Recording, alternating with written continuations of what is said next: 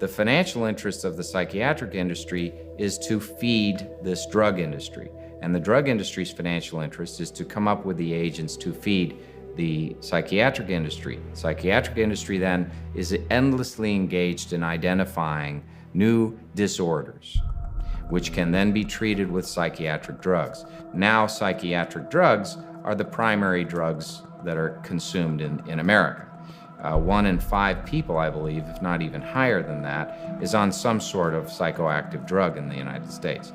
That is very chilling when you realize the adverse effects associated with these drugs and the number of people that must be experiencing those adverse effects, which include predisposition towards suicide, predisposition towards violence. Is it perhaps the case that when we're giving 1 in 5 people these drugs and the effects are admitted by the FDA, shouldn't we expect aberrant behavior to be cropping up all over the nation?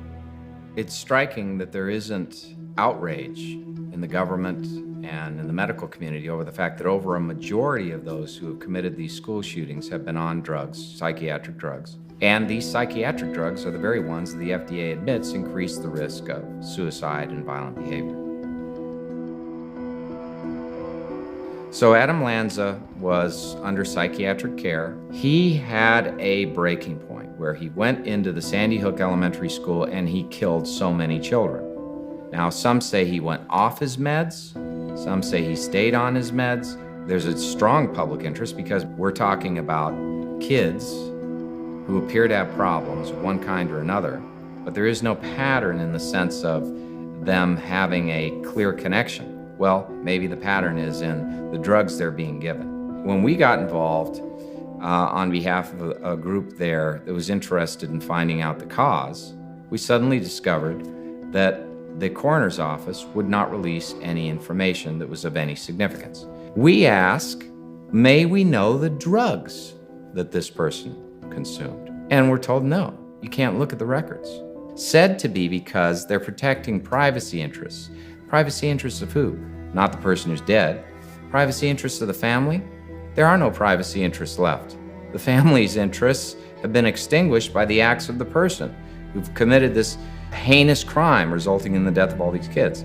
This is a public crime of momentous significance to the entire community, and we're researching to determine what caused him to do this. We want the records. The records are now not subject to any privacy protection. Give us the records. We won't give you the records. So we sued the state and we sued the coroner's office and we asked them to produce the records. During the course of that proceeding, statements were made that were rather shocking. The Assistant Attorney General in the Lanza case argued to the administrative law judge that it would be harmful to the public to allow the information about Lanza out because it might cause people to not take their psychiatric medication. And that kind of argument is ridiculous. We don't deprive people of access to information. We defend their First Amendment right to access to information, and we depend upon them to decide what's in their own best interest. But against that is this huge financial interest of both the psychiatric community and the drug industry. If this did not exist, if there wasn't this huge lobbying presence, I strongly suspect that the coroner's offices would release the information to the public. I strongly suspect that there would be a thorough investigation on the state and national level. But in the case of these people, there's this enormous interest in suppression of information and censorship. Why would they do that? Could it be that there are drug company interests at stake here? That if America were to discover that the majority of these kids committing these acts were on these drugs, and that these drugs have these adverse effects associated with them of increased suicide risk, of increased violent behavior, that they might think we ought to revisit this issue of whether we ought to give kids these drugs?